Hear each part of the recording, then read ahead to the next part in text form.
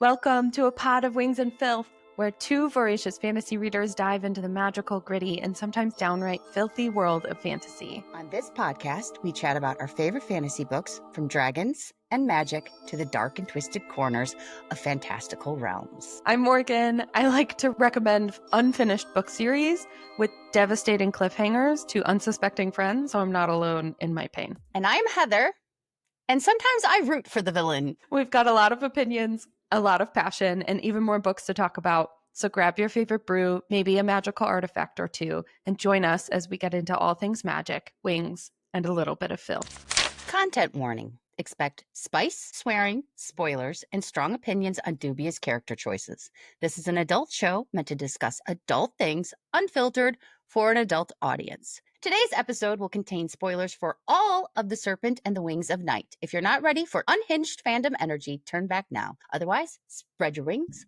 grow your horns, and let's get filthy. Hi, Morgan. How are you? Good. I'm so excited for our final episode of The Serpent and the Wings of Night. The last two sections of this book are so loaded. It is an emotional roller coaster. I overuse that term, but it is 100% appropriate here. I was going to say it's exactly what's happening. I won't even apologize. My summary today is longer than any single one I've ever written, even though technically I think the physical parts of this book are shorter than any of the other parts. But there's so much in it. I was like, I can't leave anything out. She's right. You need all of the information. I wouldn't have taken a single thing out. So that being said, why don't you give us the summary again? You ready for it? I'm ready. Okay. We kick off part 6, New Moon, with Oraya and Raihn stumbling back to the Moon Palace, bleeding, broken, and reeling from Salone's destruction. Angelica's grief screams echo through the halls while Oraya clings to the last shreds of her father's love, until she accidentally admits she plans to use her wish to Coriate bond with Vincent. Raihn's horrified silence is deafening. After a brutal fight, Oraya storms off to confront Vincent, who gaslights her so hard she almost apologizes. Almost. This time she holds her ground, and for the first time, Vincent looks at her not as a daughter, but a threat. Raihn finds her rage stabbing a vampire in the streets. We've all been there. Quietly noting the guy's already dead. She lashes out, accuses him of not caring, and he answers with such raw desperation, it flips her switch from murder to makeout.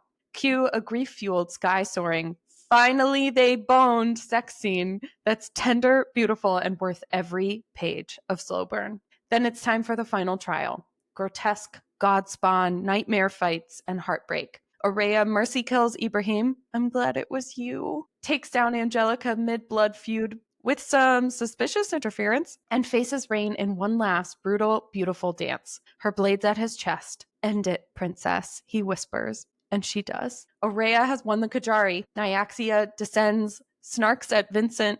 She's got your eyes. Wait, what? And crowns Oraya as Raihn lies dead at her feet. Her human heart getting the better of her, chooses to offer her win to Raihn in order to restore his life. Except, plot twist, Raihn's wish wasn't for himself. It was to restore the Rishon heir. He is the heir. He returns marked, powerful, and instantly challenges Vincent. Oraya watches helpless as Raihn kills her father in a vicious, heartbreaking fight. And in Vincent's dying breath, we get the cruelest twist. His love for her was real, just warped beyond saving. Then as Raihn pulls her back from the edge, her own heir mark flares to life. She's an heir. And everything she thought she knew, blown to ash. In the plot twist of the century, part 7, Night, opens with Raihn throwing himself in front of Oraya as her heir mark flares to life. He launches into his most Oscar-worthy performance yet to convince the Bloodborne not to kill her. She almost buys it. Almost. The next morning, she wakes up in the castle she once called home, now a weaponless prisoner with trust issues. She tries, and fails, to escape before reluctantly hearing Raihn out. Turned vampires can become heirs if no natural-born heir exists, and he made a backroom deal with the Bloodborne to win the war. Casual betrayal. When she asks if her blood tasted like a vampire, top tier. Hostage banter. Raihn admits it did, but he thought it was just his feelings. Cute, maybe? But it confirms she's likely half vampire. Vincent's actual, literal heir. She has exactly 0.2 seconds to process this before Raihn drops the next bomb. To keep her safe, they have to marry. She says, absolutely not, but blinks, and suddenly there's a priestess in her bedroom, and she's literally hitched to her enemy. Love seconds, I think. Jasmine shows up at dawn like, hey, queen, empires need leading. And in a rare moment of solidarity, reminds Oraya that she's got sharp teeth too. So Oraya calls for retreat, takes the crown, and ends her journey on the throne beside Raihn, stunned, exhausted, and surrounded by enemies, trying to piece together how she went from rage stabbing in the streets to ruling the damn vampires. Okay. The end. Oh my God. Shakespearean tragedy shit here. That's what this is. This is next level torture. Insane. We've often talked about how romantic Carissa makes these worlds feel, but these are the moments, like these scenes, these last 100 pages or so, where she goes from this beautiful, like, poetry of a love story to some of the most devastating heartbreak you've ever felt in your life, sobbing your eyes out. And you're like, what the fuck did I just go through? Yeah. Where and you am want to I? go Who through it am again. I? Like, Sign me up. Where's the next yeah. book? Here we are. We've been through it once, Morgan, and we are here not just to read it again, but to go into deep discussion about how devastated we are. Basically, we're using you all to deal with our trauma. Yeah, it's therapy. Thank you. Thank you for coming here and helping us. Thank you for joining us in our trauma bonding. It is, though. It's the sacrifice, the love, and I think the reversal of Vincent and Raihn, because he essentially steps into Vincent's role. He does. And they both love her, but they've both betrayed her and wronged her. One for not so great reasons, and the other one because it was the right thing to do. Both, oh gosh, it just cuts because she trusted him so much. He's still not a villain, though. He's not a villain, but this is the murky middle ground of, can you do bad things for good reasons and still be good? Yeah. This is Yeah. where I think we get into that, like, morally gray category. Which I think is where most people live, right? Right. Right. Yeah. Well, a lot of That's why- people, that's maybe why- not to yeah. this scale. No. I have yet to make any deals with gods. Usually I'm just cursing them if they're No. out there and exist. That's my thing. But I'm going to be in trouble if I run into one. Morgan, too. Yeah. Oh, yeah, whatever. I don't feel bad about that. Nope. Wear my witch But hat. it's fine. just so interesting, right? The way that we start this section, part 6, with basically Oraya and Raihn falling into each other's arms. And we have probably their biggest fight to date. I think this fight is bigger than when she blasts him out the window earlier Yeah. in the book, because it's actually deeper and more meaningful. The emotional stakes are so high. Mm-hmm. And Oraya just finally found the ability to trust other people, trust herself. And I think that's the hardest part for her, is she trusted him and his mission. This is where she does her last justification of Vincent's choice to destroy Salome, right? Because they just came out of the trial where they realized, shit, the trial happened in the ashes of the destruction of Salome. And Raihn is not angry at Oraya at first, but he's angry at Vincent, of course. Yes. For killing 500,000 people. And he's not sugarcoating it anymore. He's not dancing around her. He's not dancing around her sensibilities and her unwillingness to come to the truth. And he's not being a jerk about it, but he's being very firm about it. And half of her is battling with acceptance of, she knows what she saw, she knows what happens, and she knows the truth. Like, deep down, Oraya's too smart not to. But emotionally, her emotional side has not caught up with her rational side yet. No. And it's and really hard. You even hear in her thought as they're having this fight, like, I just can't let go of my need to justify his actions, that vampires are brutal and vampires are vicious, and Vincent is the most ruthless of them all, and you have to be in order to lead the Nightborn. And you can hear the battle in her head of, I know this is wrong, I'm seeing the destruction myself in real life. And she's lashing out from a place of her own hurt. Vincent knew that's where her family was. That's where he found her in Salome. And he knew that her dream was after winning the Kejari and getting her own power. But he knew that she wanted to go back once she was strong enough to be able to go in and go find her family, maybe the last dregs of her real human family. And he destroyed every last bit of it. Which was confirmation that he'd been isolating her Yeah, intentionally all of this on time purpose. because he knew who her family was. Hmm. He made excuses, and I think we could all tell they were bullshit excuses. We're watching from the outside in. She begins questioning them at the beginning of this story, but at this point, there is no questioning what has happened here. There's no excuse that you can make, and she does eventually get there, but at first, she's angry, and she takes that out on Rain because he's there. Hmm. And Hmm. he is, as Morgan pointed out, he's past the point of, I'm going to be gentle about this around you and I'm going to try to bring you. No, this is a massacre. This is genocide. These are just innocent people that were just murdered. And he has been waiting to do this. This was purely intentional. Like Calculated. yeah, we're still all wondering too. Is he the one who set off the bomb in the Moon Palace? Is he the one who set all of these things into motion so he would have the reason to do this? Because he's calculating and smart enough to. Yeah. Well, and there's just no limit anymore to Oraya's perception and understanding of truly how evil he is. And this is where she battles between the Vincent that is her father and the Vincent that is the king. So she and Rain have this fight. She leaks to him that the goal of like her wish from Nyaxia was supposed to be the Coriatis bond with Vincent, which we learn a little bit about. I wish we had learned a little bit more about Me like too. what it Me actually too. is. But basically you're led to believe that it binds her to Vincent in that it gives her some of his power but makes it so that he cannot kill her and she cannot kill him, which when we have talked in previous episodes about his mental manipulation of her, this is the ultimate example of that, Yeah. especially now knowing that he has kept from her that she is his actual daughter. He made love to, I hope it was love, I don't know, a human, so she is half human, half vampire, but it is his smarter way of preventing her from moving against him as his heir. Because if he never tells her, if she never finds this out, if he doesn't die, basically, she would have been bound to him in perpetuity. Yeah.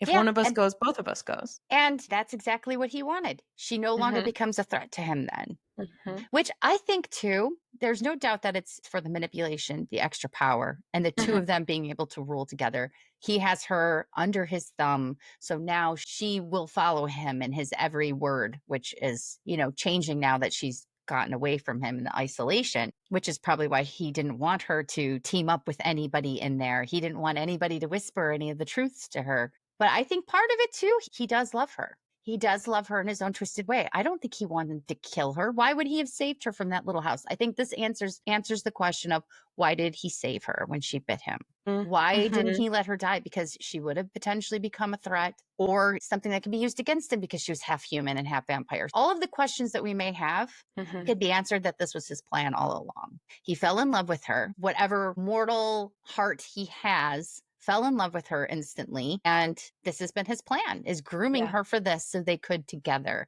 and then he wouldn't have to be alone either. Well, and I think this is the complexity of the vampire heir line power, right? There is power in knowing that your line doesn't end with you because it makes you vulnerable, but also vampires are immortal, so they don't want their heirs to have so much power that they rise up against them. And so it's this constant back and forth push pull of wanting an heir, but not wanting them to be so powerful that they overpower you, but also wanting to know that your line won't be destroyed by the opposite house or the opposite clan. It's so twisted. And it's also the reminder that like all of this is so twisted and deeply fucked up Yeah.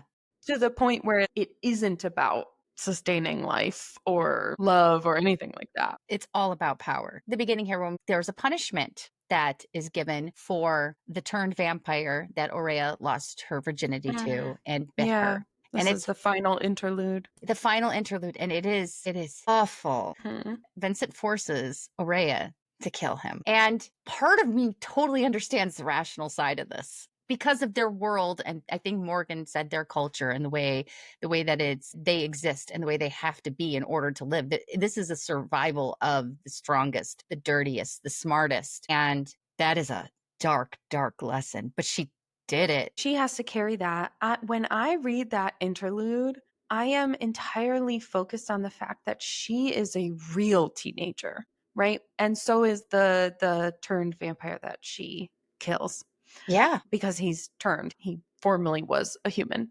And so you can assume that he's younger. Vincent is like 400, 500 years old, which at some point we'll have a conversation about these fantasy stories and their desire to make male main characters very, very old. Because I think Rain is also like 200 years old. Yeah, Rain is like 250 years old also.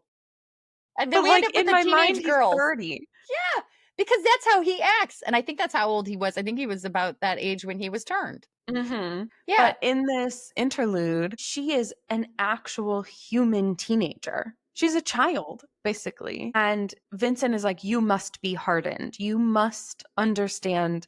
I think it's this weird parenting lesson of you must understand the consequences of your actions. But ultimately, it's I need you to understand that while you have power, you have control, I always have more. Yes. That's Vincent's number one rule. That is Mm-hmm. it. It is respect Mm-hmm. my authority. And then everything else is a trickle down after that. And he has to be that way too. If he really does want her to share the power, he has to convince her that he is always stronger, he's smarter, and that he is in charge. Because even if they have this shared power, she might one day look at him and go, I don't like you being in charge. I think it's my turn to lead our realm. Maybe you should sit back there, old man. And Oraya, she's the serpent. She has this natural, vicious side to her, an Mm-hmm. animalistic, you threaten me and I will bite back. I love that about her. I do And too. that's what Vincent loved about her. Mm-hmm. That's where he looked at her and went, I see something in you. So that same reason that he loves her is the same thing that is a threat to him. Right. Well, and when she reveals the plan is for the Coriatis bond, Rain loses his shit Yeah. and is like, how do you not see it? This is one of the places where she is really confronted by Rain with her own naivete. How do you not understand that the only reason he would do this is because he knows you could be more powerful than him one day? He knows that you are a threat to him, which I think is Rain's first realization of like, wait. She can't just be human. He doesn't say that out loud to her, but No, he but the pieces does. are there. There are a few moments where he's like, how the fuck do you not see this? Like How do you her not power when she understand? blew him out of a window. It's her shy magic. Yeah, I Her wonder why shy it's shy. magic. I wonder Yeah. why it's shy. Why is it shy? Why has it been squashed all of these years? Why does Vincent call it useless Because he when doesn't want her to actually, use it. exactly, he doesn't want her to use it against him? There you go. So she goes and stomps her way to the castle. And I just want everyone to know the image in my mind of her stomping her way up to the castle. If anyone is familiar with the meme of the eagle angrily walking, and the meme says, taking a stupid mental health walk for my stupid mental health. Obviously, that's not what she's doing. But my brain is that she is the eagle, like, Because she's still young and she's still pissed off, and also it is very childlike, the it is. reaction, because she's being stubborn, and she knows she's Mm-hmm. being stubborn, and she knows that she's being willfully ignorant to dealing with it because she's not ready for it yet. But we're past the point of her being ready. This is here, this is what's happening, and you have to face it no matter how uncomfortable Yeah, it right is. here, right now. And in all fairness, there are a few moments when she and Vincent are actually colliding. They're actually having their conflict about this. And she's like, you fucking knew. And he takes her out to go see the basically dining room of dead humans across the tables, which is just like, yeah, man, if you wanted to win this argument, that's not how. It's so horrifying to her. And she's like, that could have been me.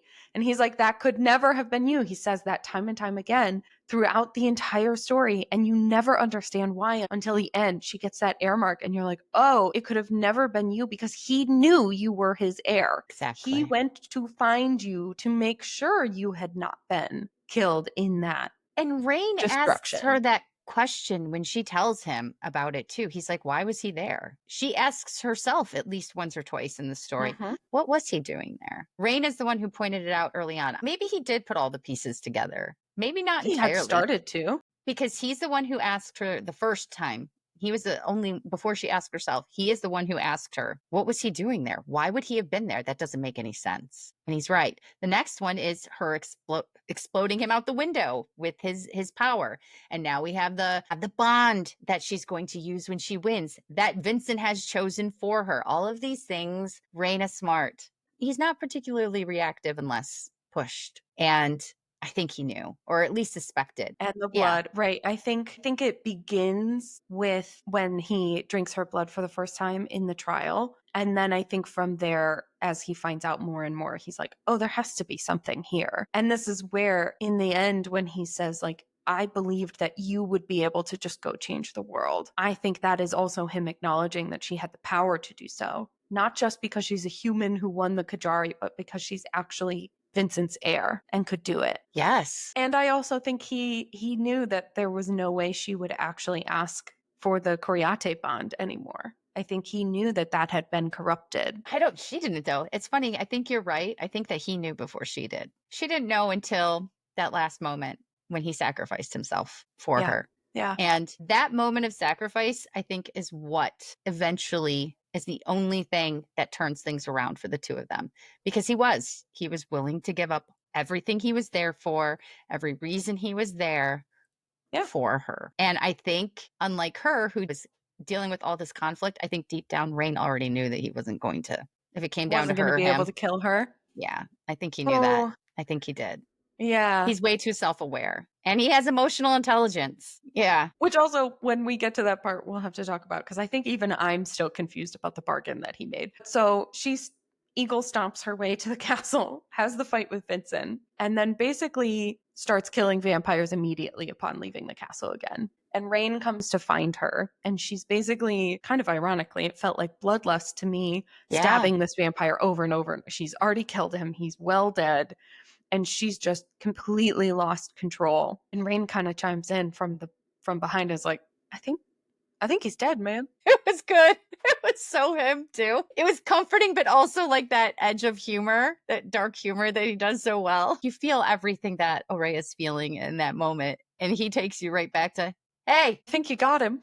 It cuts that tension and all those emotions from her, but it also does for us as a reader and pulls us back. And then we focus on our beautiful red-haired winged vampire. Yeah. And then they finally bone. Oh my God, it's so good. It's so gorgeous. It is. I was rereading it again last night in preparation for today, and I just am struck time and time again with how beautifully she writes these love scenes. And it's not even just the sex. The sex is hot and incredible. Yeah. And I think it's like 2 chapters long, the sex scene, which is impressive. I fucking love that shit. We earned that. They earned that.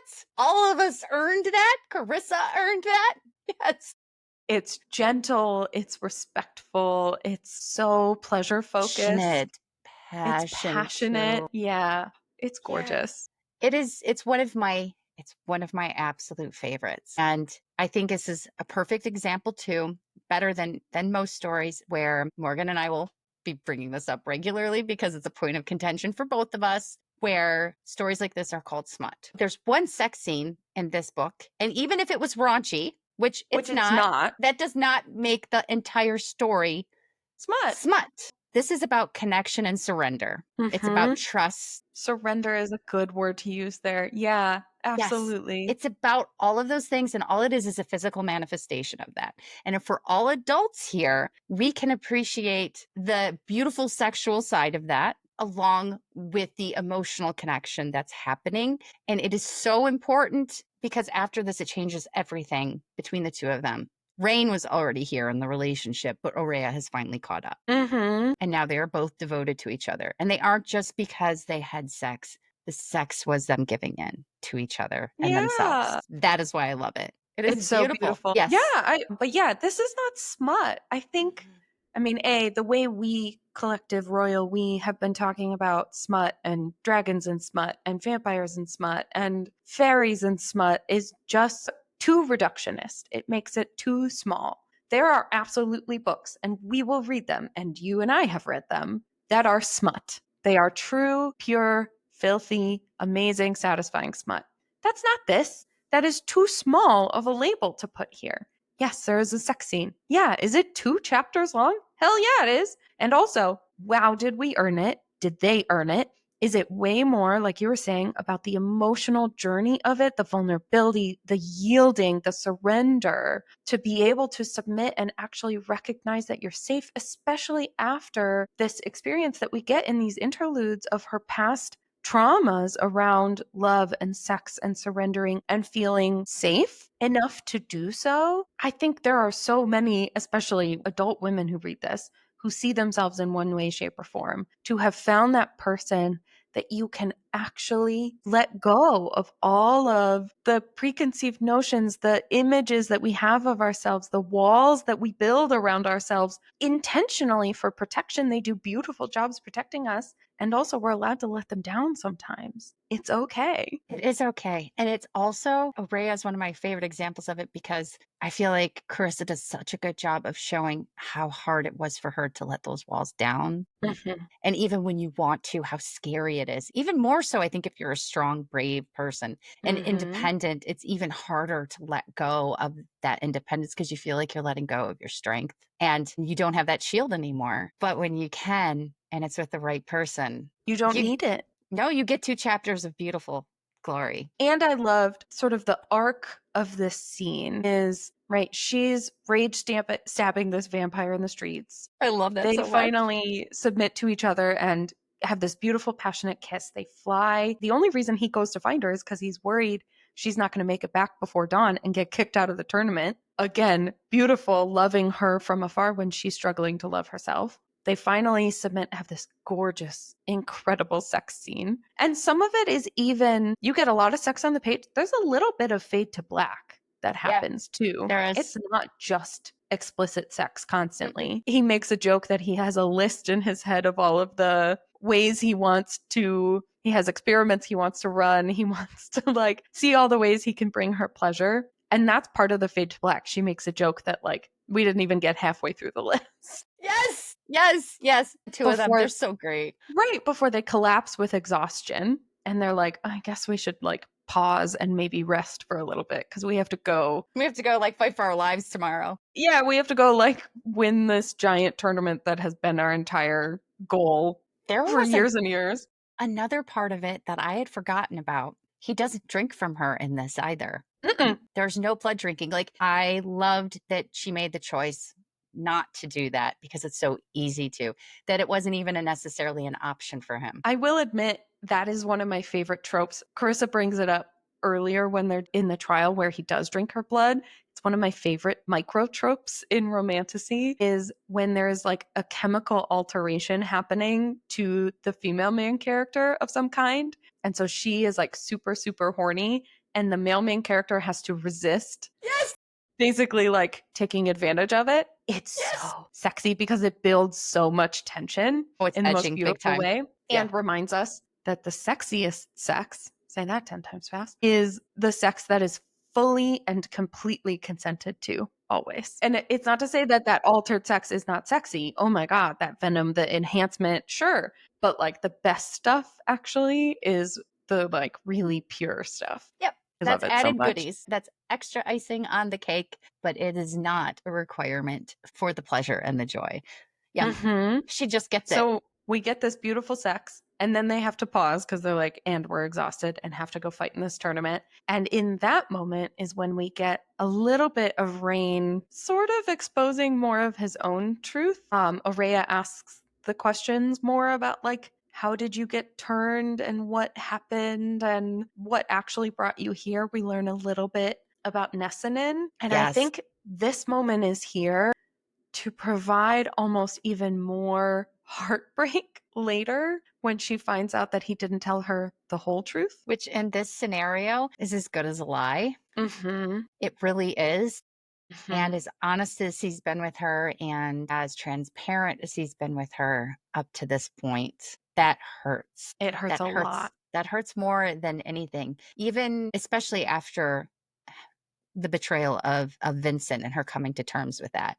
Because part of the reason she was able to come to terms with that was because she found trust and safety in Yeah. Rain. Yeah. So it's painful, but life and relationships are complicated. It feels like a greater violation of that trust Yeah. that she finds out that basically he lied by omission. But looking at it from Rain's perspective too, I'm not like mad at him. I'm disappointed. I'm Hurt. Yeah. disappointed. I'm Yes, not mad at you. I'm disappointed. The ultimate boomer dad. that's it. Um, And this is so the truth though. I'm like, no, no. I know that your intentions were in the right place and you didn't maybe know the right thing to do, but you made the wrong choice. I wonder how this scene goes differently or how this pain feels differently if Misha is still around. Yes. Well, Now, again, she's not, so we don't get that option. But I am curious. We sort of get a little bit of a sense that she is his like value conscience. barometer. Yeah. She helps him stay true to himself, like actually true to his She's values his for North real. Star. Yeah. Exactly. And because she's gone, maybe he flubs this. Like, is he maybe more honest with Oraya in this moment? He's self-loathing enough that he would eat up that guilt rather than Uh-huh. try to clear his own name. He would Yeah. he would take it and with his And I don't know personality. that it makes it better either way, because you're supposed to be hurt. You're supposed to Yeah. be hurt by Rain's choice in this, the way that she is. You are supposed to be devastated. And I have read some criticisms of this book online that I don't know that I fully agree with, but I understand where they're coming from about how Rain basically becomes Vincent in the end to her. They do. I actually that's in my notes. I But think that it is one of the reasons they like struggled to pick up book 2 because of where it ends. That they're like, oh, after all of this growth, it feels like a third act breakup, which it is and it's not. no, no, But no. I I also find that devastation is what brings me back. I must find out more. I have to yes. figure out where we go from here because how the fuck did we end up basically at the bottom of the possible barrel we could ever be in? After we were so high, we fell so hard. Yes, I agree with the idea, and I understand why someone might feel that way, but I disagree. I feel like it's absolutely a switch of roles. I think that was 100% intentional. The entire book we're reading, and I have it with my red flag, green flags constantly, and I know Mhm. they're often parallel to each other. So in the end, when she's locked in the room again, Yeah, the and same the room. same fucking room she started in, it's so hard. It's so But poetic though. My God. yes. It's like I said, it's Shakespearean tragedy shit going on here. It is so, so awful. But Rain is still not the bad guy. And he's like, listen, I know but he's actually doing the things for her because he loves her. He's not doing it selfishly. He's marrying her to protect her. And it hurts more because you want them to get married because they want to. Love each I other. think that makes it worse. I think it makes it worse that Oraya realizes she's still in love with him and she acknowledges that he loves her. She knows that he still loves her. She fucking knows that what they have is real. And that makes it that much harder. It does. He's It not makes it more Vincent. devastating. And that's the thing though, right? On the surface, he totally is. The actions he is taking are Vincent's actions. They are intended to mirror each other. She's locked in the room, she's locked in the room. She's stuck in the castle, she's stuck in the castle. You're going to get hurt and killed by all these vampires. You're going to get hurt and killed by all these vampires. Like it is real. And also, the intention behind it is very different. He is protecting her, actually for real protecting her, not just isolating, protecting her and preventing her from knowing more. Because the difference, I think, not only is in Rain's intention, but is in the way he talks to her about it. He tells her the truth at this point, Mm-hmm. and he's completely open to her at this point. He realizes exactly what he's done. I think that he says at some point that she should have left him dead. Oh, yeah. When he wakes up, he's like, what did you do?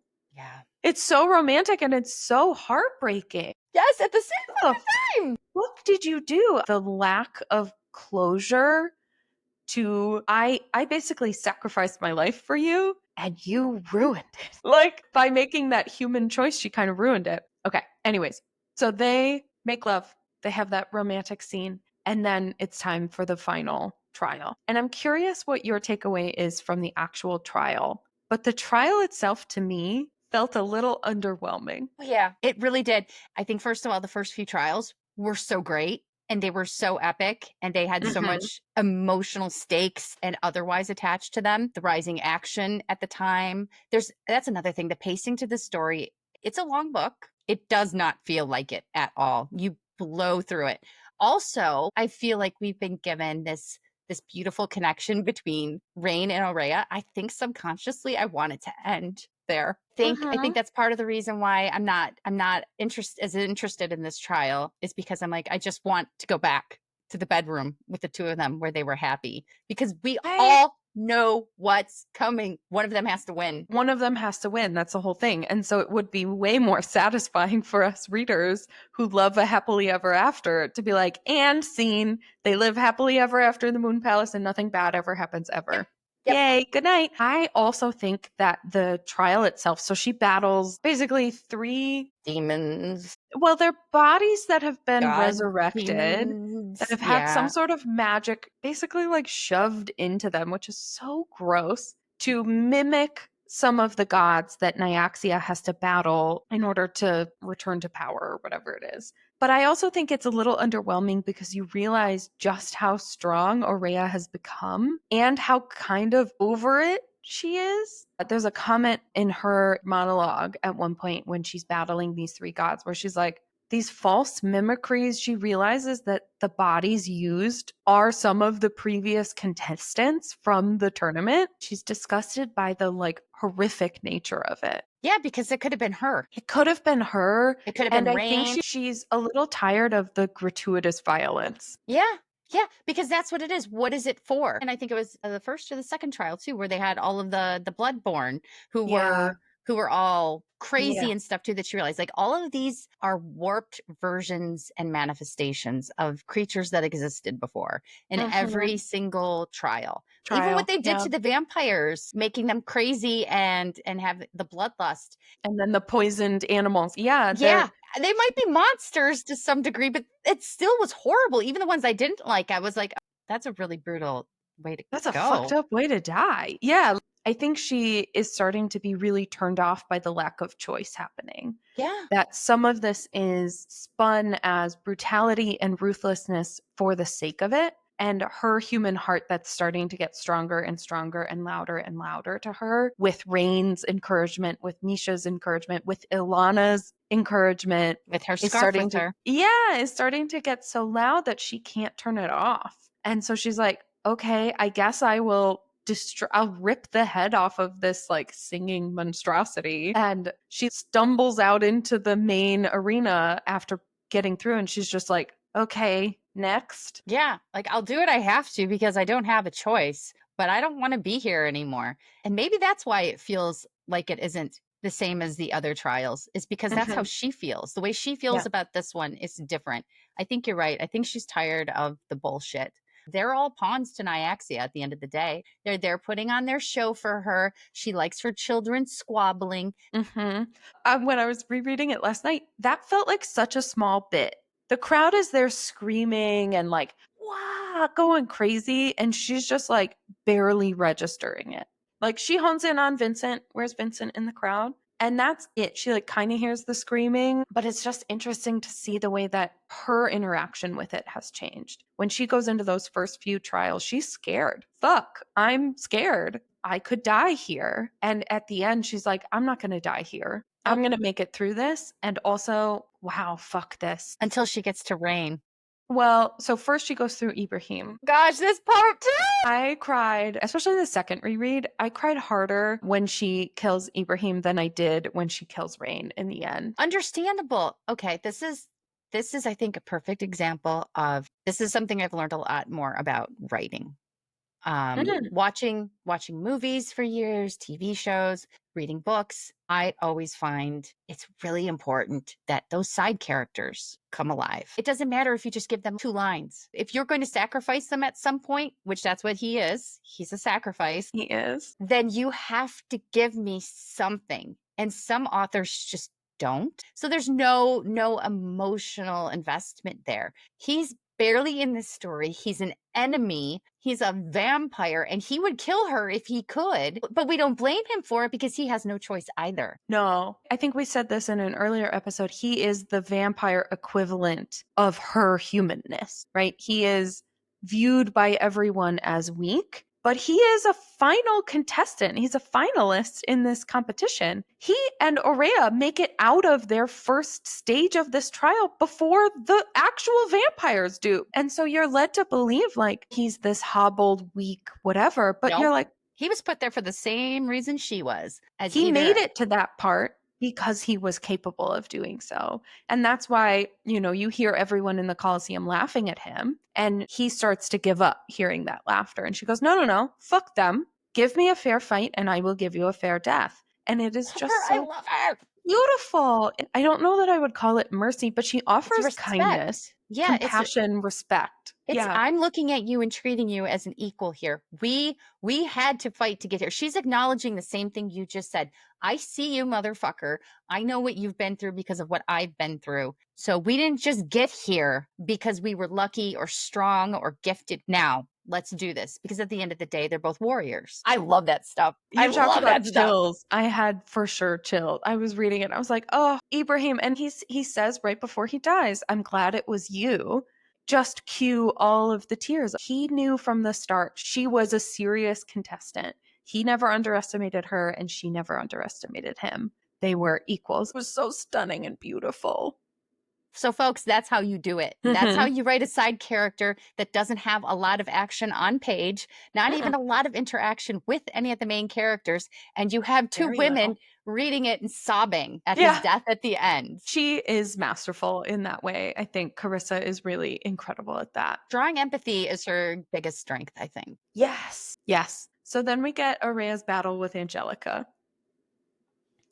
And it's weird. It's so weird. Also, I remember hating her the first time I read this. I'm like, oh, she's Same. just another victim. She has no choice. She will die if she does not win. It's a deep dive, so we can look at these things more objectively this time. But yeah, the first time I think I was just invested in her dying because I didn't want Oraya to die. She was pretty close to going into Crazy Town as they were essentially Well, I what think that's happened. intentionally ambiguous, right? We know that Mhm. Ivan was. Yep. Because Rain tells her he was basically in this bloodlust. And in the end, Angelica has lost 2 allies to Oraya. And one was fully bloodlust, and Ivan was secondarily like, I have to kill you because you're going to kill Rain. Like, it was strategic, and yet Angelica takes it personally because she sees Oraya's humanness as weakness, I think. And she goes, what the fuck right do you have? When I read it as very righteous, when I Yeah. have a better reason for being here. Yeah. Rain was the only one who looked at Oraya as anything either than weak or as Vincent's pet. So everyone else is going to see her as someone going to strengthen Vincent's position, which Yeah. nobody else wants. So Oraya is battling Angelica, and we get this weird moment because Rain is participating in the battle, but Angelica is so intensely focused on Oraya that he can barely get his blade in edgewise. And you get this weird moment where like there's a pause and someone in the crowd interferes, and all of a sudden the tides turn drastically, and Oraya goes from basically barely being able to defend herself to having her blade chest deep in Angelica. And I remember the first time I read that being like, oh, that was weird. Moving on. Second time, you're like slapped in the face with it. You're like, what the fuck was that? I went back over it. I'm like, did I miss something? It just twisted and shifted. Okay. Well, and this is the first like really out loud time that you get an indicator that someone outside the arena Is is interfering. dictating what is happening inside. And Mhm. it's not just, oh, Vincent has the power to change what humans are or are not used in the trials, but it's actually like someone is dictating the results of the tournament. Yep. Which makes you wonder what would have happened if Rain would have gained the upper hand. Who knows? And I love that we never get an answer to that question. Nope. The ambiguity, I think, again, leads to the emotional devastation in the end of this book. The confusion is intentional. I think you start to sort of understand that this Septimus guy who's been lurking around has a role to play here and is maybe pulling those strings. And then we get Rain and Oraya's battle. Yeah. I almost put the book down and walked away because I didn't want to read it. Mm-hmm. And I went, no, I have to do it. It was just wet face, just sitting there suffering because they're both suffering. And there's no doubt in my mind from the beginning, because I paid attention this time, that Raihn had already resolved himself to dying. Yeah. He was just trying to give her the courage to go through with it. He's been aware of his feelings for her. She has been fighting hers for him this whole time. And he doesn't know either that she was already forced to kill her first lover and her only lover. So not only did she do it once, she had to fucking do it again, which is why they put the interlude at the beginning. She had to kill her lovers twice. And they're both turned vampires. I mean, the mirrors in this are... They're gorgeous. They are beautiful. And the first time, I don't know about you, but I thought he was dead. Oh, yeah, for sure. I didn't think he was coming back. This was dark enough for me. I didn't think this was going to be he's going to be resurrected. Like, I thought he was gone. And I think it is a very unique take to kill a main character in any of these stories, but to kill one that you have just come to love so deeply, you're realizing in real time with Oraya that he has basically conceded that he's going to die. The end where she closes her eyes, she can't watch, and she's like, did he tug the blade into his own chest, or did my human heart finally die? But you're learning in real time. Yeah, he was baiting me. He knew that I would need this in order to do it. And so in the end, when he calls her princess and he whispers, "End it, princess," it's the most beautiful sacrifice ever. That moment is why we can forgive him for everything that happens after this. It does not mean that it's all okay or he doesn't have to work for it. Nope. But it does mean that we are open to listening to what he has to say. There are some things that are about to come that make that hard, and he makes it hard for us to do that. But I agree. I agree. Yes. There's a few moments where I'm like, oh, did that just come out of his mouth? And I'm like, that's not my Raihn. I don't believe it. I was in childish denial. Right. He didn't This just can't say possibly be him. He doesn't mean this. I don't believe it. I refuse to believe it. And also, whether we believe it or not, he did it. He did. So she wins. Nyaxia descends from above. She's such a bitch.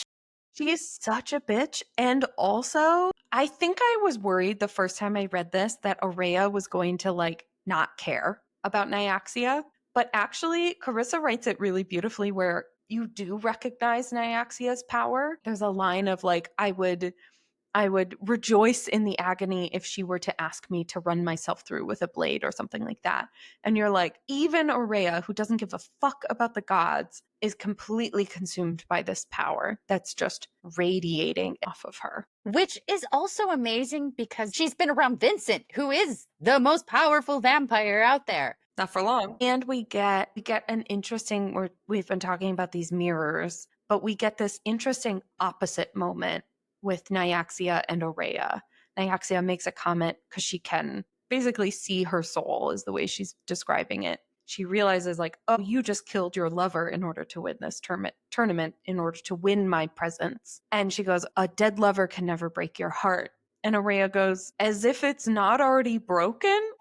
And she sees this distinct difference between herself and Nyaxia that I just love. It feels so satisfying that she can understand that Nyaxia has actually the whole time had this devastated, broken heart, that her lover was ripped away from her so cruelly. And it has dictated every single thing she's done, including the creation of this fucking tournament. And Oraya is like, but I see that. I'm sad for you that you can't see that you have done the same. Yep. Huge. Mind blown. Absolute mind blowing. I loved it. It was giant character growth too. It was so indicative of her strength. This is the power of the heart and inner strength. Yep.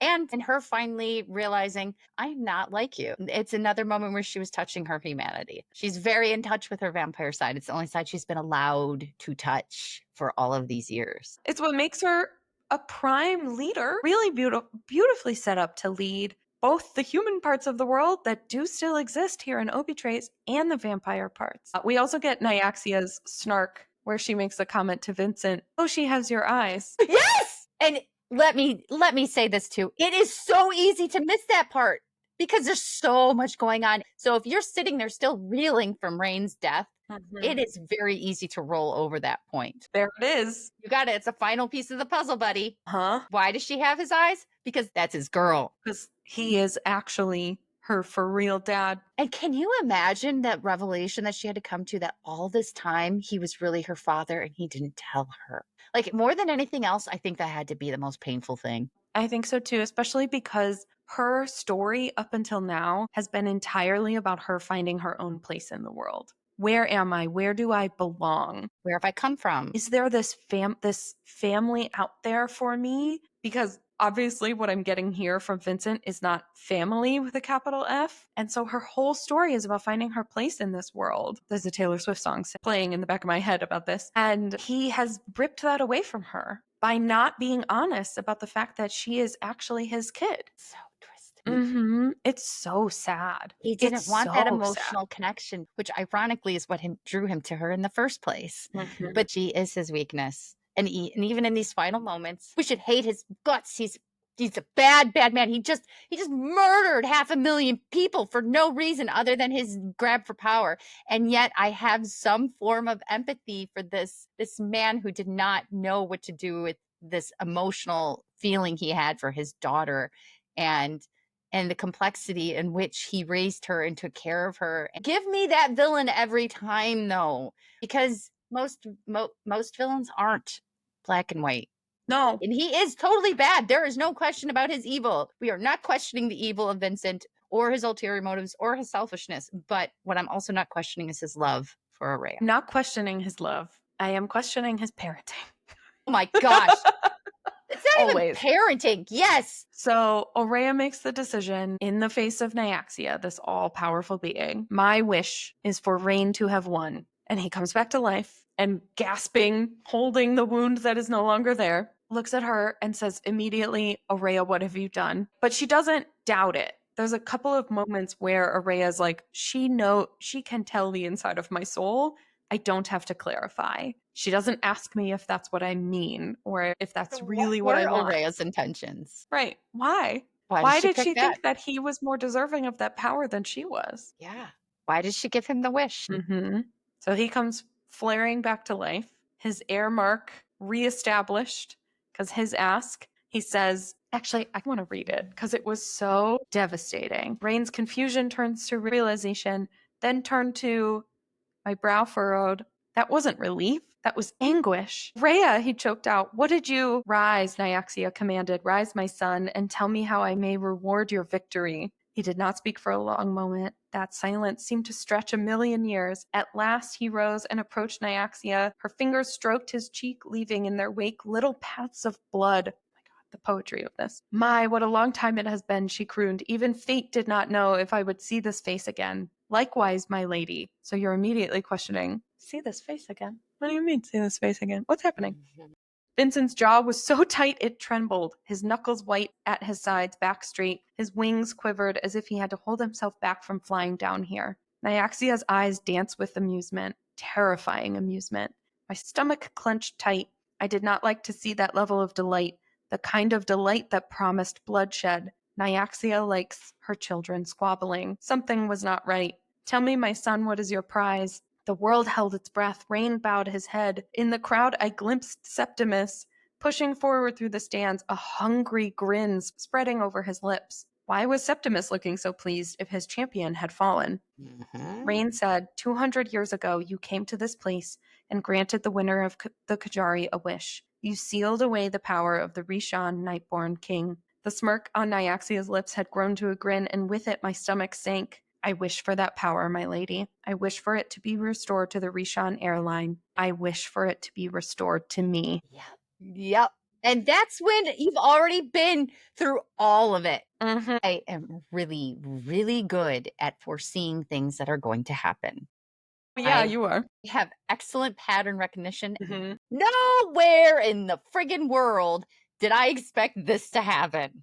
This is what you call getting floored. Literally, just lay on the floor going, yeah, nope, no idea. Insane. And I love Vincent's reaction to it. Oh, yeah. It's delightful. And you get such delicious, like, evil villain banter between Raihn and Vincent.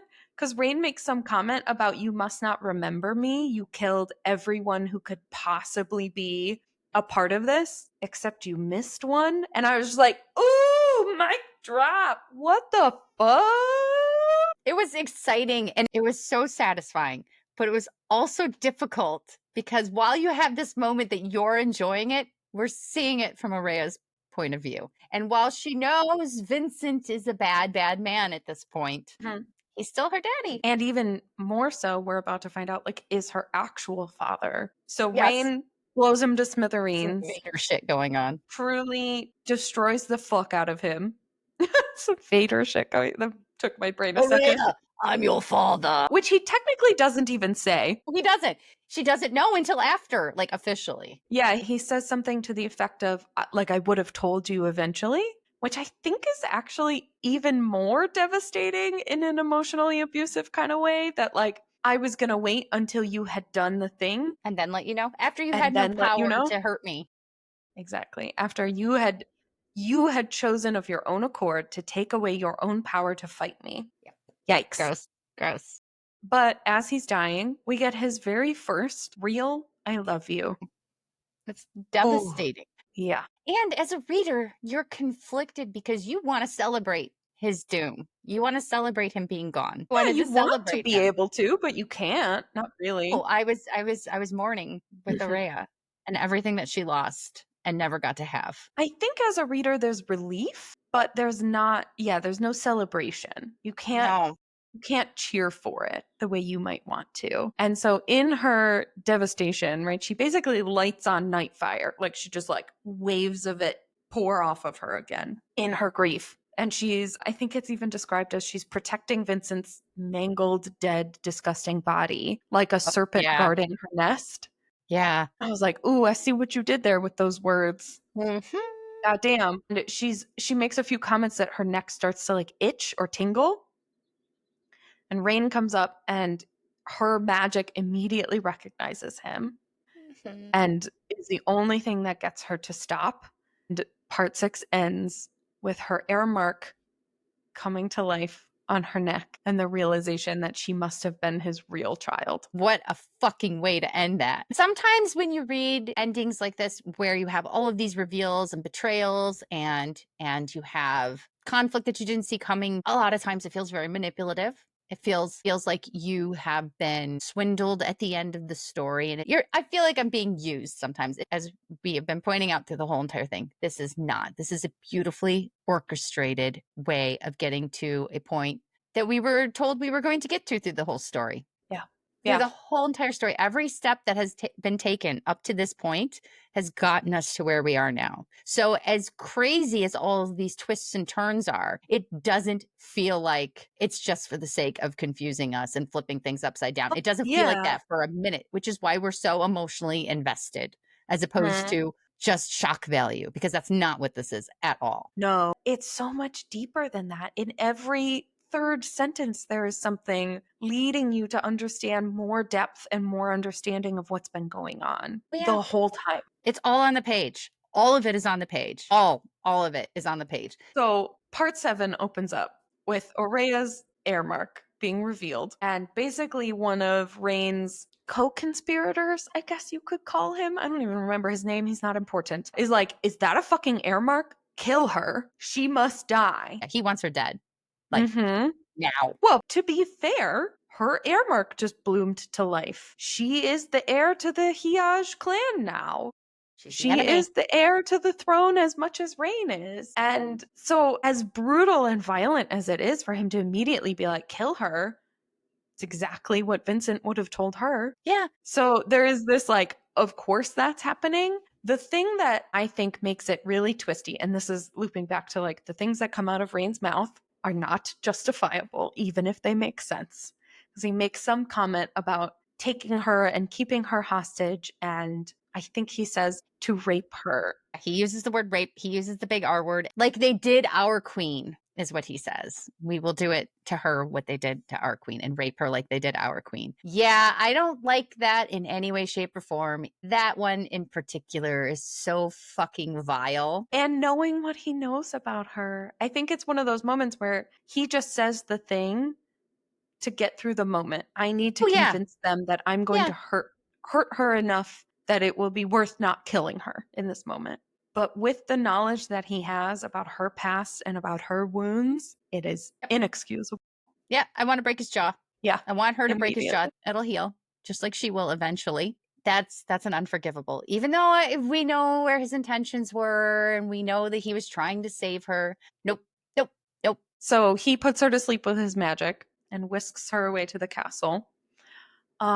We I don't know, there was a moment in there where you realize that she's completely drained of her own magic. And it to me felt like another moment of, because Vincent didn't train her magic properly, she doesn't know how to use it in a way that would have actually kept her safe in that moment. Because he didn't teach her how to be safe from all the other vampires. He was training her to keep her safe from being able to do anything to him. To defend herself, certainly, but there was never a way that he ever empowered her, emotionally or otherwise. Everything was about defense. So she would never feel compelled to take up arms against somebody else, and certainly not use her magic, which clearly is incredibly powerful and could have challenged him. That's why he told her not to use it. It's useless. It's useless. You bastard.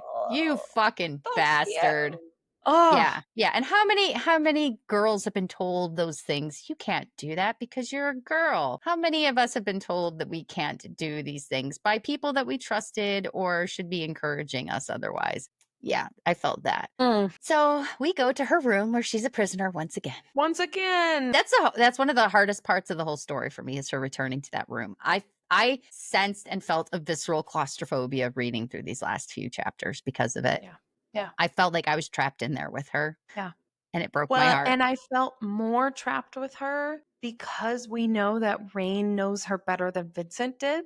So Raihn has actually spelled the window in a way that she can't escape from it, which is usually how she would get out to go kill all the vampires in the middle of the night. And he keeps her better trapped, which is awful, but true. He knows her better than Vincent did. He knows her tells. He knows how she will get out. And so there's even a comment where she said, "You took all of the weapons out of the room, the potentially pointy things." And he goes, "And I also understand that I couldn't take you out of the room. Like, you are weapon enough in yourself." Yeah, he acknowledges, and that's another thing Vincent never did. He acknowledges her as a threat. He sees her wholly and completely. He sees her as a person separate from him and who she actually is. Raihn, it feels more brutal, like you said, because it definitely feels like a violation. Because it is. It is. It's like you said at the beginning, Raihn is doing the bad thing for the good reason. Vincent acted like he was doing a good thing, but he was doing it for the wrong reasons. Yes. Which honestly is just so poetic. It's so beautifully written in that way. You cannot dismiss anything with a broad stroke.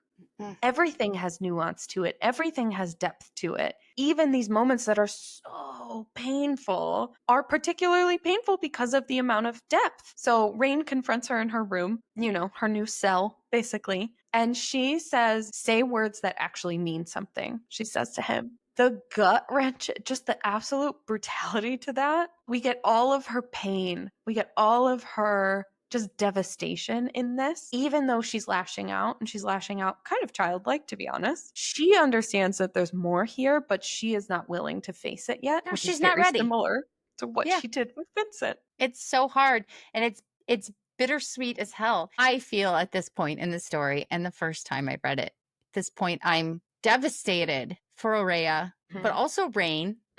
I also feel that from Raihn's side, because I also am sitting here making excuses for him in my head, but they're real. They are. It's not how he wanted it to go down. No, but I'm also so angry at him still. Yeah. He's still doing a bad thing. Yeah. I don't have a better way to do this. I don't, Right. which I think makes it even harder. There wasn't a better way for this to happen. Yep. But I guess that's like fate. Right. So then they get married. That's so gross. And I feel robbed of this, don't you? I'm not a big wedding or marriage person at all. In fact, I hate the wedding trope at the end of the fucking book. I mean, this flips that right on its head. Many authors get it right, and I'm fine with it. So maybe I don't hate the trope, maybe I hate the delivery. But I get the marriage trope at the end, and it's forced marriage of two people that love each other, but right now are enemies. Yeah. Are back to being enemies, right? This is an enemies to lovers story, but it is enemies to lovers to enemies. It's like, it's a double-edged sword through all of this. The last two parts, it's like moments you should be reveling in, you're feeling pain. Moments that you should be feeling pain, you're feeling good about. And this is another one of the complexity of emotions that I almost said rain down. Ha! Lol. Yeah, that rain down on you at the end here. It's not raining, it's pouring at this point. But by the time the wedding has happened, she has clarity and she realizes he loves her. Yeah. There's a part of the vow where it includes offering your heart. And he says the vow first because she realizes, I've never seen a vampire wedding before. I've never been allowed to be included in that. Another thing that Vincent kept from her. God forbid she be allowed to witness any of the joy in her life or in anyone else's life around her. But Rain says the vows first so that she knows what they are. And she gets to the part where she's offering him her heart and she can't do it. She stumbles over the words. And the priestess says, you have to say the vow. And he goes, it's fine. She doesn't have to say that part. And the priestess kind of like clearly doesn't give a fuck. And he allows her that to keep her own heart, which this beautiful metaphor of her human heart throughout the story. And he allows her to keep it just for herself in the end. I think that was the moment that I start to forgive him, even though this is painful and so hard and just gut-wrenching. It's a seed. It's a step. Right. It's his offering to her that I hate that we have to do this. And I'm a part of why we have to do this. I fucked up. This is awful. You should have left me dead though, by the way. And that too, he takes accountability for all of it. He apologizes. He's like, this is not what I wanted, but this is what I had to do. This was the right thing to do for my people. It wasn't just about me and you. And he doesn't say the words either, but he implies that he would do it again, which I think is why he follows up with, you should have left me dead. This is why I didn't want you to bring me back. This is why I sacrificed myself. I wanted you to not have to experience this again. Yep. Yeah. So I start to forgive him at that point too. And that makes it so real too. It's so much harder and much more painful to be mad at him when you love him and you want to forgive him, but you're still so hurt that you can't. That's so fucking real. That feeling right there of when someone that you love and trust has betrayed you and hurt you, but you still love them. And wanting to forgive them comes with nothing but pain. Yeah. We talked about sort of the way she flips some of these tropes on their heads at the end in ways that are just more real. And so that's pretty much how we leave things. It's just here before we pick up the second book. Oh my God. Every time I finish this book, I am so ready to pick up the second one. I think this is why I love these fantasy series so much. And Carissa has done such a unique job with the Crowns of Nyaxia series. It's made up of 3 different duologies. And so I am so ready for book 2, Ashes in the Star-Cursed King, because I just can't leave it there. How could I possibly go through all of this emotional devastation to not understand what the fuck happens next? Where do we go from here? But also, I feel like you could just stop here. I feel like you can. Because that's cruel. It totally is. It doesn't happen anymore. I would appreciate some more standalones. I like that we have like Phantasma coming out where we keep stuff in the same world, but they're standalone books. Mm-hmm. I like that. I like having options. But if this was written 25 years ago, this is a book that would have ended there and could have ended just like that and left it. I'm glad we don't, because I can still have the devastation temporarily, but I get to heal from it later. I get to heal from it. We get resolution, like even though this is the most devastating end, is this the most devastating end to a book I've ever read? It's up there for me. No, but it's definitely up there. It's up there. Yeah, it might be top 5. Like, wow, it is so devastating. You have no idea how we could possibly have gotten to this point, and therefore, how the fuck do we get out of this? Nope. You're heartbroken Raihn has become the bad guy at the end of the story, so to speak. At this point, he was right there with Rysand as one of my favorite main male characters ever. When I read this, I'm like, oh my God, this is it. This guy's top tier for the rest of my life. And I'm excited to deep dive into that because there are some really beautiful moments in book 2. And we get both point of views. We do. I forgot about that. Yeah, we get Rain's point of view, which I love when you get both the male and the female point of view. I think we get to learn more about the characters that way. It's really, really fun and interesting. This also worked because she had it all from Oraya's point of view. But yeah, after this point too, it's both of their story. It's no longer Right. her story. It becomes his and her story. We have learned about the world through Oraya's eyes, which we needed. We needed that naivete. So we had to learn as she expands into the world around her. And so when we get into book 2, we have expanded. We have Yes. seen it. Seen Also, it all. that right there is one of my favorite ways to learn about a fantasy world. Mm. Give it to me. I want the character and me to learn at the same pace. Maybe give me a few things that she might not know about, like we kind of figured out along the way, and the character isn't ready to drop those breadcrumbs. But I like learning about the world and the people in it along with the main character. Yeah, me too. That's my favorite. Yeah. That's my favorite. Well, and we have made this comment a few times throughout the deep dive.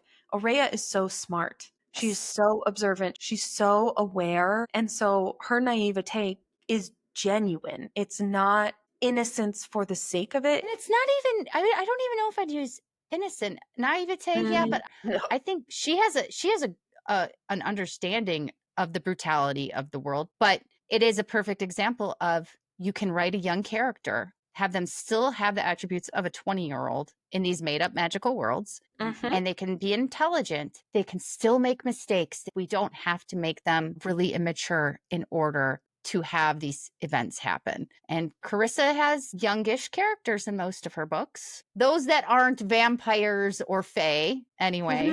The Mhm. mortals in her books are youngish. We get a sense of more emotional maturity with them, but age appropriate because it's based more on their life's experiences rather than their age. Yes. Yes. I would agree with that. I think that's a beautiful way of saying that. Yeah. Okay. What are your top 3 books with deadly games or trials? Are you ready? Okay, I'm going to say them fast. Okay, here we go. I have a tie for 3.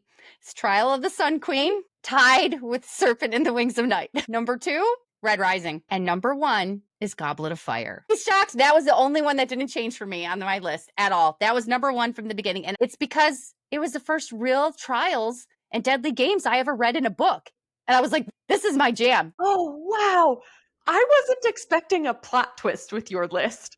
And putting a She Who Must Not Be Named book at the top of that list is a huge plot twist for me. I am impressed. Give me yours. Give me yours. I'm so Okay. excited. Okay. Number 3, it's the 4th book in the Legends of Thesmar series, Shadow and Storms, where we get her becoming the War Sword trials. Yes. Yes. Number 2 is tied. We have Atlas 6 by Olivia Blake, tied with Phantasma by Kaylee Smith. Zang. And then my number 1 will always be Hunger Games by Suzanne Collins. See, I expected to see that one on your list. Yeah. Phantasma, that made my short list too. When I was conceptualizing like what makes my favorite books with trials, I think about the mind fuckery. Yeah. Yeah. So for me, they have to be really mental to stand out. When get I that. first read The Hunger Games and was understanding the actual arena and how dark and twisted, and again, my best words for it are mind fucking. Yes. That's the whole point. Not only are these entertainment, but the games themselves are so deep and dark and twisted that they really make you think. So that's the same with Atlas 6 and Phantasma. The puzzles in them, especially Phantasma, the like having to work together and also against each other puzzles. Oh my Yep. God, that shit is dark. So twisted. And then what I loved about Shadow and Storms with the War Sword trials at the end is they are so unique to her. They're so unique to Thea, the main character, that you go on such an emotional roller coaster in the trial that it compares to nothing else to me. That didn't even make my list. I didn't even think of it, and I loved it so much. I'm so glad it ended up on yours. That was my surprise from your list. I love it. I knew Hunger Games was going to be on there for you. Mine is usually a mix of, I think, the actual trial itself with the psychological damage it does. Right. I think with Trial of the Sun Queen, part of the reason that one was so fun for me, it was fun and devastating. Yeah, first line is that bitch stole my soap. And I swear, I might get it tattooed on one of my butt cheeks. It's fucking great. I have a lot of butt cheek tattoo ideas. I was going to say, at some point, we need to compile a list. Clip Heather saying, I'm going to get this tattooed on my butt. And we have an entire book full of quotes. There is surface area there, okay? It's rotund. She's lying. She's lying to you through her teeth. It's PHAT fat. But I loved because it was exciting and it feels more like a thriller, which also kind of is how Goblet of Fire feels to me. Also, we get to learn a lot about our main character, like Oraya in Serpent. We get to learn so much about who she is as a person through the trials, while they're also devastating in those kinds of things. But I love that. And if you love Hunger Games, you will love Red Risings because it's like that, but like put it out over a year. And with political meandering into and alliances and all sorts of crazy stuff. Like it's leveled up. The whole time I'm reading, I'm going, this is like real grown-up Hunger Games shit going on here. Right. I had a whole list of honorable mentions. Me too. Give me some of yours. That I'm going to speed read because I bet we have a lot of overlap. Mm-hmm. So we have Fourth Wing, Rebecca Yarros. And it's only Fourth Wing. There's no trials in any of the other ones. Nope. ACOTAR, A Court of Thorns and Roses by Sarah J. Maas. I also had Serpent and the Wings of Night. I had Powerless by Lauren Roberts. Me too. That one's on there, but the trials themselves are not the thing that draws you to that book. I had Trial of the Sun Queen, Nisha Tully. I also had Red Queen by Victoria Aveyard. The magic in that almost made my list, tied for 3. It's so creative and so good. I also had Throne of Glass, Sarah J. Maas. And then, of course, I had Harry Potter and the Goblet of Fire by She Who Must Not Be Named. Okay, I had almost all of those. And I will add the few that I did not. One of the ones I had was The Hobbit. The game of riddles between Smeagol, and then Battle Royale, which was written and made before Hunger Games. It's great. It takes place in Japan. It's fantastic. And the movie is spectacular. And I think the only other one I don't have on here that you have, Bloodguard. Oh, yeah, Bloodguard. I mean, those are games. They're pretty deadly. They are some pretty deadly trials, huh? Yeah. Hey, that one. I could see why you didn't want to think about it. No. It's not like we talked about it or read it recently again or anything. So yeah, the Deadly Trials was fun, but the second we came up with it, I'm like, there's no way I'm going to narrow this down. Yeah, it was hard to make a list of 3, especially because my total list has like 12 on it. Exactly. But you No. guys should leave your top 3 in the comments. Please We would love that. Or please, books that we have not listed. Yeah. I would love that. Okay. Do we have any last thoughts about The Serpent and the Wings of Night before we wrap up? I think we have covered it. I think we did really good. This is our first deep dive. We finished it. What are you currently reading, Heather? Right now, I am reading Hexed by Emily McIntyre. This one is that? This is the newest one, but this one is based on The Little Mermaid. Yeah. Is it actual mermaids? You want to know how they have sex, don't you? I do want to know. I always want to know how the mermaids have sex. Because how do mermaids have sex? We need to know. Also, please leave that in the comments. And if you tell me it's like fish and they're just going to go fertilize the egg, that is not what we are asking. It's not an acceptable answer. No, we want to know how they do the pleasure. So we would love for someone to tell us. I haven't read enough mermaid romances to figure it out yet. But this will probably not have actual mermaids in it because she does not do that. No, probably not. Yeah. What are you reading, Morgan? I am finally diving into one of Heather's cowboy romances she's been touting for all these weeks. I'm reading Flawless by Elsie Silver. I'm maybe a quarter of the way through it. I only just started it. It's cute. She cute. That's so cute. Also, I used to ride horses as a kid, so there's a lot of throwback energy happening right now. I'm like, oh yeah, that's how that works. Just let it suck you in. Go for the ride. Save a horse, ride a cowboy. Something like that. Okay, so we will be back with our next episode, which will be our buddy read of Direbound by Sable Sorensen. It was a tight vote by our listeners. We're super excited. We crowdsource our buddy reads, so keep an eye on all of our social media accounts for the polls and vote for what you would like to read with us next. And that's been our show. Stay filthy. Thank you for listening to A Pod of Wings and Filth. This show is hosted, produced, and magically edited by Heather Baxendale and Morgan DeRocher. The music used is Magistar by Kevin MacLeod at Incompetech.com. See our show notes for important links. You can find our podcast on all streaming services at wingsoffilth.podomatic.com. You can also find us on Instagram, TikTok, and YouTube at A Pod of Wings and Filth. Please give us a follow and a rating. Your support means everything.